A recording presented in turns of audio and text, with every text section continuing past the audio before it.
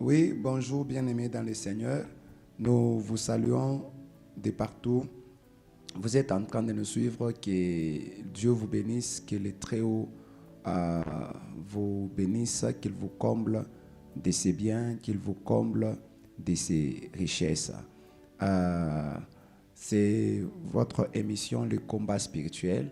Le combat spirituel, c'est une émission qui exerce vos mains au combat. Au combat, c'est tout simplement dire que c'est une émission qui vous donne toute la parole de Dieu dans la vérité, dans la transparence, pour que vous puissiez lutter avec votre ennemi Satan. Lutter avec votre ennemi Satan, bien-aimé dans le Seigneur, ce n'est pas aller dans la prière, dire que je détruis, je brise. Ce n'est pas seulement ça, lutter contre votre ennemi Satan, mais lutter contre votre ennemi Satan, il y a des temps où on commande, mais il y a aussi l'observation de la parole de Dieu. Lorsque vous observez la parole de Dieu, lorsque vous mettez en pratique la parole de Dieu, vous connaissez la parole de Dieu, vous êtes équipé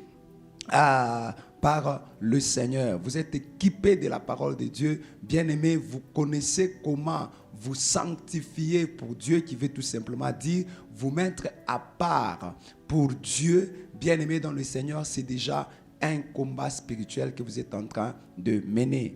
Être dans le royaume de Dieu, et s'y maintenir, bien-aimé dans le Seigneur, c'est déjà un combat spirituel. Donc le combat spirituel, lorsque nous parlons ici, que c'est notre émission, c'est les combats spirituels, c'est tout simplement dire que ici nous partageons la parole du Seigneur, nous donnons toute la parole de Dieu afin d'équiper les enfants de Dieu, les hommes de Dieu, et qu'ils puissent bien mener leur bataille sur la terre. Et un jour, pourquoi pas dire, comme Pierre a dit, que j'ai achevé la course. Que Dieu vous bénisse. Et j'ai remporté aussi la bataille. Que Dieu vous bénisse. Alors, aujourd'hui, bien-aimés, dans cette émission, nous allons partager d'un point très, très capital, un point très capital, un point très important. C'est quoi, bien-aimé? Nous allons parler des dons spirituels. Les dons spirituels.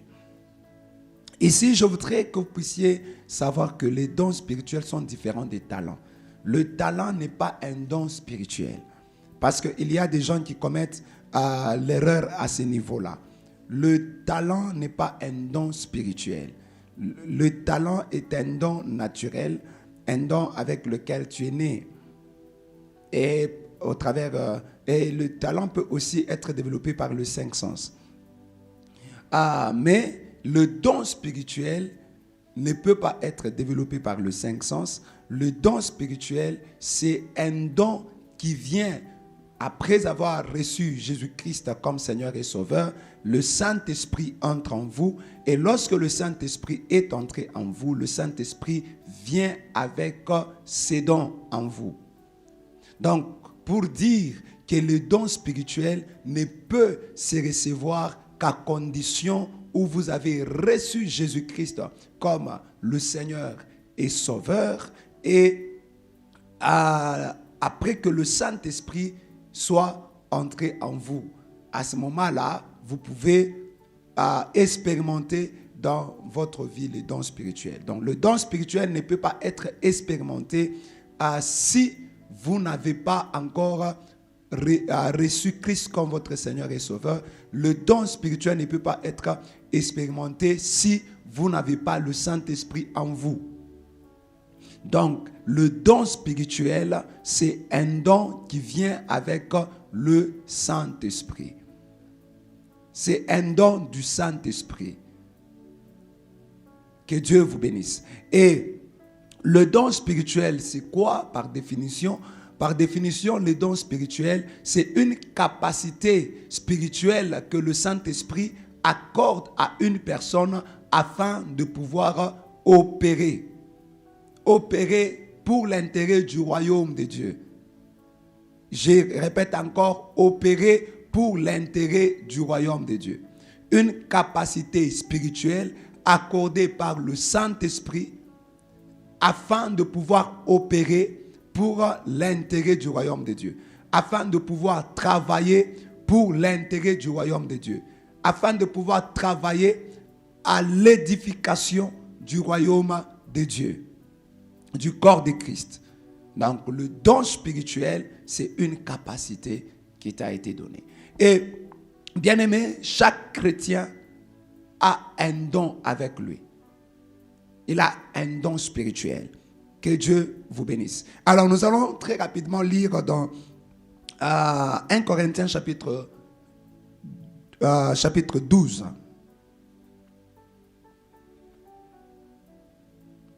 1 Corinthiens chapitre 12. On va commencer à partir du 4e verset.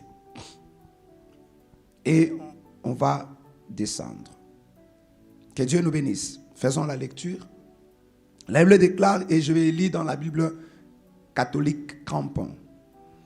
La Bible dit ceci: il y a pourtant diversité des dons, mais c'est le même esprit. Diversité des ministères, mais c'est le même Seigneur.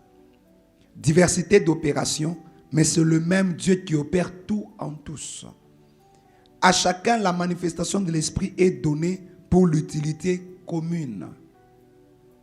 En effet, à l'un est donné par l'esprit une parole de sagesse, à l'autre une parole de connaissance, selon le même esprit, à un autre la foi par le même esprit, à un autre le don de guérison par ce seul et même esprit, à un autre la puissance d'opérer des miracles, à un autre la prophétie, à un autre le discernement des esprits, à un autre la diversité des langues, à un autre le don de les interpréter.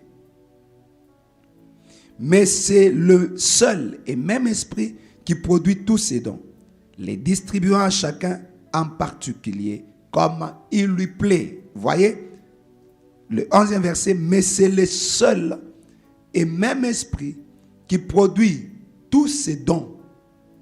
Donc, ce sont les dons du Saint-Esprit. Voyez, donc vous avez vos talents naturels. À côté des talents naturels, lorsque vous avez maintenant cru en Jésus-Christ comme Seigneur et Sauveur, vous l'avez donné votre vie. À ce moment-là, le Saint-Esprit entre en vous. Lorsque le Saint-Esprit vient en vous, il vient avec les dons. Il vient avec ces dons. Ces dons, les dons du Saint-Esprit sont des capacités spirituelles accordées par le Saint-Esprit afin de pouvoir opérer pour l'intérêt du royaume de Dieu. Pas pour votre intérêt, pas pour vous nourrir, pas pour vous vêtir, pas pour votre intérêt terrestre. Une fois que vous commencez à utiliser les dons spirituels pour votre intérêt terrestre, automatiquement, vous êtes tombé dans la ruse de l'ennemi Satan et vous êtes à côté de la plaque.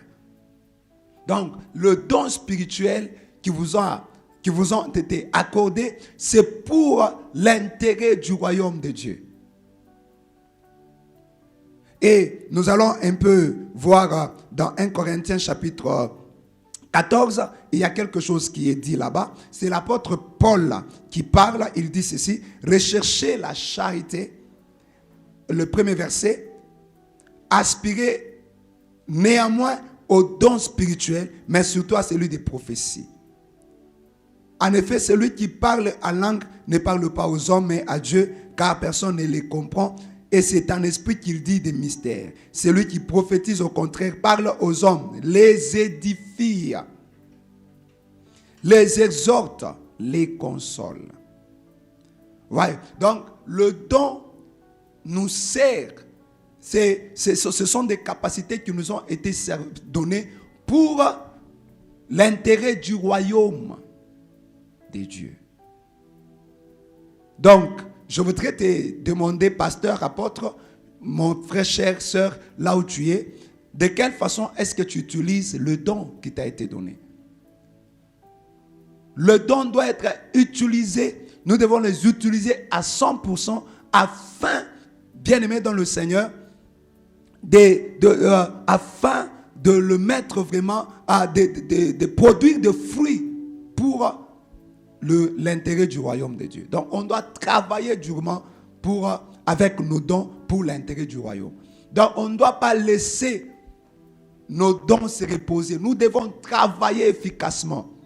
Donc je répète encore, les dons sont différents des talents. C'est vraiment différent des talents. Et maintenant, une chose que je veux que vous puissiez savoir.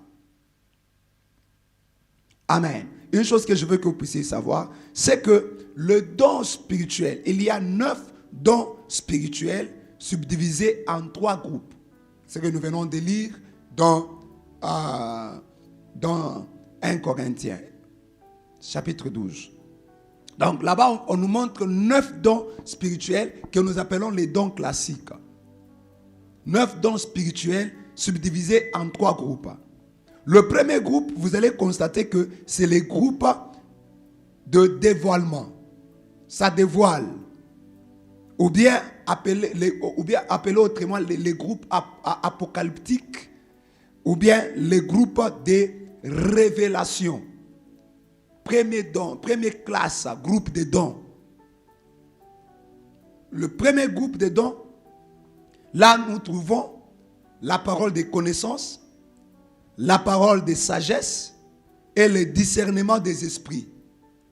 Ce sont les dons de révélation, le don de dévoilement. Que Dieu nous bénisse. Peut-être quelqu'un pose déjà la question ici pour dire, mais quoi? La prophétie, n'est-ce pas, c'est un don de révélation? Non, la prophétie n'est pas un don de révélation.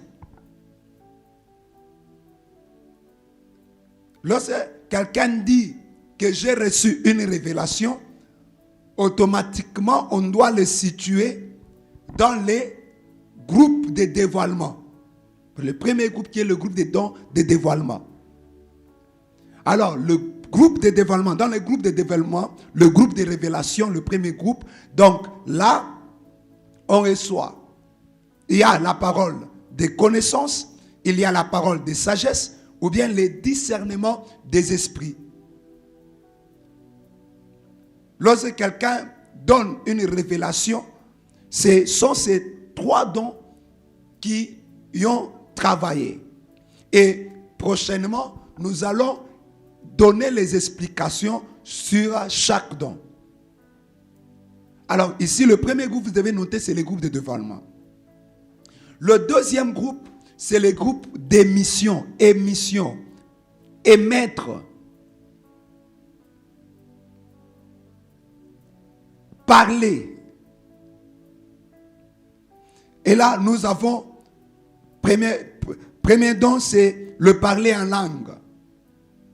Le parler en langue se trouve dans le deuxième groupe, ça se trouve dans les groupes de dons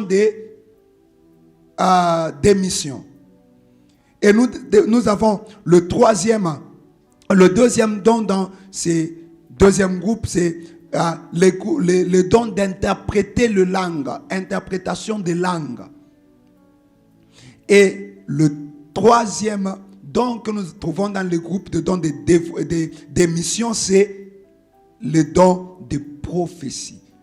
Le don de prophétie, c'est un don d'émission.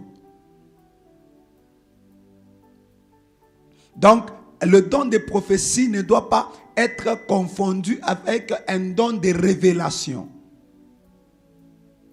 Et un autre jour, nous allons vraiment y retourner, y rentrer pour donner beaucoup plus d'explications. Et le troisième groupe de dons du Saint-Esprit, c'est le groupe de puissance. Et dans le groupe de puissance, nous avons le don de guérison, nous avons le don de la foi et nous avons le don des miracles. Troisième groupe, le don de guérison, le don de la foi, le don de miracle. Et là, ce sont les 3 groupes de dons que nous avons. En dehors de ces 3 groupes de dons qu'on appelle le don classique, nous avons d'autres dons d'autres dons que nous trouvons, par exemple, dans Romains chapitre 12. Nous avons d'autres dons que nous parlerons de ça certainement dans d'autres émissions. Les dons sont des capacités que Dieu vous a accordées pour pouvoir opérer dans le royaume. Et ces dons-là, bien aimés, lorsque vous les utilisez convenablement dans votre vie, c'est une lutte que vous êtes en train de mener avec l'ennemi Satan. Vous êtes vraiment dans l'armée de Dieu et vous êtes en train de très bien faire votre travail. Donc le don spirituel ne doit pas être négligé à aucun point. Mon frère, ma soeur, nous devons utiliser le don que Dieu nous a donné. Nous devons les utiliser pour l'intérêt de son royaume. Nous ne devons pas les utiliser pour avoir de richesse sur la terre, pour s'enorgueillir, pour chercher la célébrité sur la terre, mais les dons sont au service du royaume de Dieu. Donc, bien-aimé dans le Seigneur, Dieu veut que tu utilises le don. Dieu veut que tu sois à son service et que tu utilises le don qu'il t'a donné pour l'intérêt de son royaume. Que Dieu nous bénisse et à la prochaine, nous allons continuer la deuxième partie sur le don du Saint-Esprit. Et là, nous allons maintenant expliquer chaque don, ou soit, je ne sais pas, ça sera 3 parties, parce que nous aurons aussi le temps d'expliquer chaque don. Et peut-être l'émission prochaine, nous allons ajouter les dons, mais nous aurons à expliquer aussi comment découvrir que celui-ci, ce don qui opère, c'est un don de prophétie, ce don qui opère, c'est un don de révélation. Comment découvrir le don qui est en toi. Que le Seigneur, Dieu de grâce, vous bénisse. À la prochaine. Bye. Amen. Bye. Amen.